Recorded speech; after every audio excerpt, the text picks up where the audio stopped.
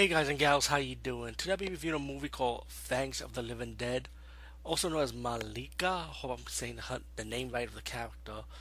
And this movie was done in 1969, and this is the English dub version.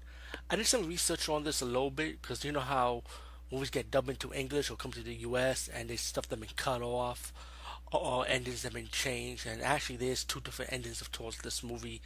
And I have a feeling since this is done by a Spanish director, to me, I believe nudity was cut out also because movies back then that had nudity, especially in European cinema, it's like classy how they do these type of scenes. But this version did not have no nudity, but I did find myself enjoying this movie without spoiling too much of the movie. And I would say these movies kind of influenced other horror movies of the modern era, during the 80s and up, so on.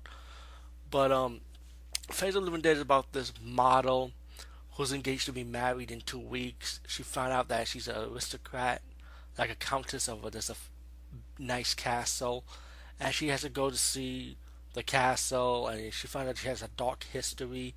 Her family does, and she was forced to stay inside this castle because of her uncle. Later on, the fiance and his friend will come over to the castle trying to see her, but the uncle that owned the castle pushes them away, and they have to find a way to see her while while the woman's trying to escape.